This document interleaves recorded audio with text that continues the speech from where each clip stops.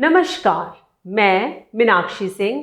Healthy vibes में आज बात करेंगे हैल्यूसिनेशन की, जिसमें लोगों को जागते हुए ऐसे अजीबोगरीब काल्पनिक सेंसरी अनुभव होते हैं कि उनके आसपास वालों को लगता है जैसे किसी भूत प्रेत का साया हो सकता है आपने भी खुद से बातें करते, बड़बड़ाते, झूमते या अजीबोगरीब ढंग से चीखते चिल्लाते लोगों को देखा हो। मैंने तो कई बार देखा है और यहाँ तक देखा कि उनकी हरकतों से तंग आकर उन्हीं के परिजनों ने उन्हें जंजीरों से बांध दिया, तांत्रिक, ओझा या झाड़ फूंक करने वालों को बुला लिया, कभी मिर्चें जलाकर सुंघाई तो कभी झाड़ू से पीटा।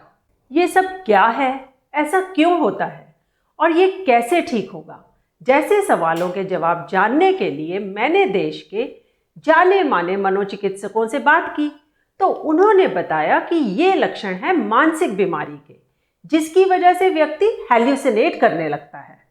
बहुत से लोग इसे किसी सिचुएशन जैसे मर्जी के खिलाफ शादी ब्याह या डांट डपट से बचने के लिए किया जा रहा ड्रामा या नौटंकी मानते हैं, जो पूरी तरह सही नहीं है। हाँ, ऐसे केस भी होते हैं, लेकिन इक्का दुक्का। ज़्यादातर मामलों में इन हरकतों की वजह या तो मानसिक बीमारी होती है या ड्रग्स के साइड इफ़ेक्ट्स। इन दोनों कारणों से ब्रेन केमिकल्स डिस्टर्ब हो जाते हैं और व्यक्ति जो भी करता है या कहता है, असलियत में वह उसे महसूस होता है। अगर पीड़ित कहे कि उससे कोई अदृश्य शक्ति बात कर रही है और कुछ करने को कह रही है, तो वह झूठ नहीं बोल रहा। वास्तव में उसे ऐसा कुछ सुनाई दे रहा है जो आसपास के लोगों को नहीं सुनाई देता। इसी तरह अगर वह कहे कि उसे कुछ लोग दिखाई दे रहे हैं, तो इसमें भी आश्चर्य करने की कोई ज़रूरत नहीं, क्योंकि उसे जरूर कोई ना कोई लोग दिखाई दे रहे होंगे जो उसके अलावा किसी और को दिखाई नहीं देते। वास्तव में ब्रेन केमिकल्स डिस्टर्ब होने का असर पड़ता है हमारी इंद्रियों यानी सेंसरी सिस्टम पर, जिससे पीड़ित की देखने, सुनने, सूंघने, स्वाद और स्पर्श की संवेदनाएं गड़बड़ाती हैं और वह तरह तरह से हैल्यूसिनेट करता है। विजुअल हैल्यूसिनेशन में उसे अजीबोगरीब दृश्य दिखाई देते हैं, जैसे बचपन के दोस्त, अपने पूर्वज, आसपास चलते फिरते लोग, चमकती लाइटें, पेंटिंग्स और तरह तरह के ऑब्जेक्ट्स। ऑडिटरी हैल्यूसिनेशन में तरह तरह की आवाज़ें सुनाई देती हैं। लगता है कि कोई कानों में फुसफुसा रहा है, लोग चल रहे हैं, ठक ठक कर रहे हैं। कुछ को तो लगता है कि कोई उनसे कुछ करने को कह रहा है। टेक्टाइल हैल्यूसिनेशन में किसी के छूने का अनुभव होता है।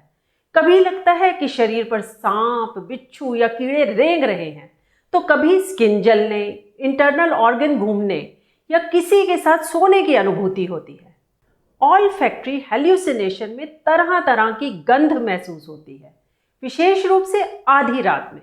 ज़्यादातर मामलों में महसूस होता है कि खुद के शरीर से बदबू आ रही है, तो कभी कभी फूलों और इत्र की खुशबू का अनुभव होता है।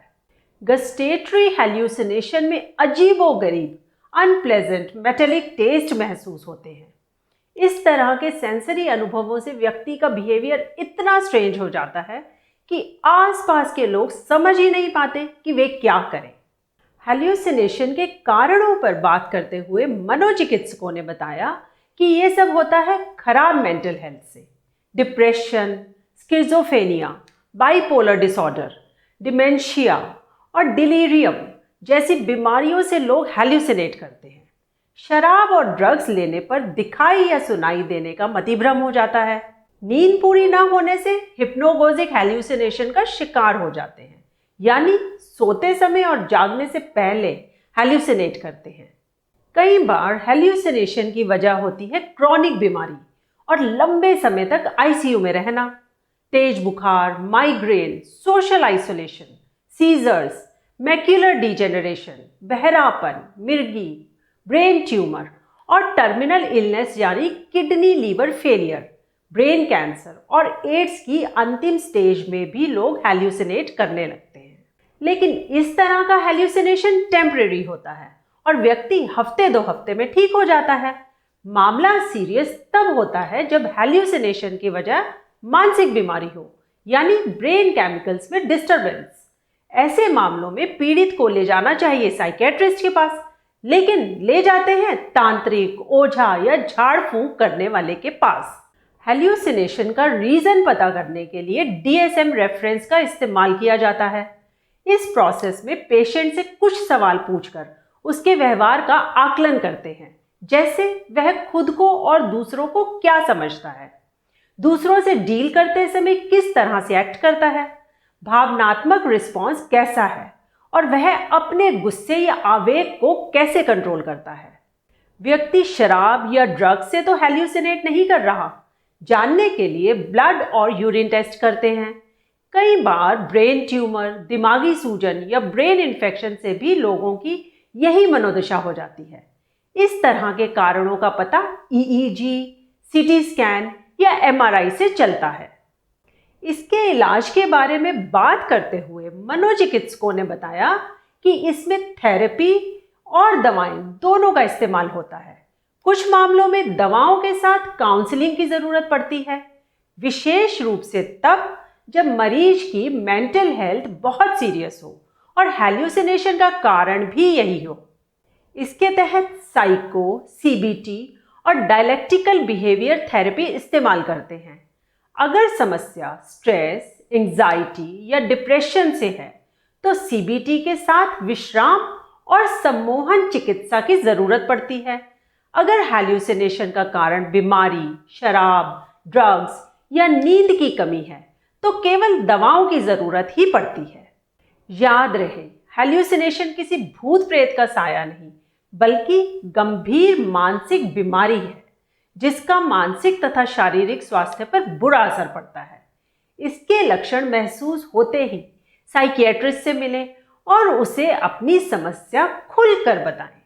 यदि कारण मादक द्रव्यों का सेवन है और मरीज को इनकी आदत पड़ गई है तो उसे मनोचिकित्सक की देखरेख में कुछ महीनों के लिए रिहैब में छोड़ें। इसमें शर्म या संकोच ना करें।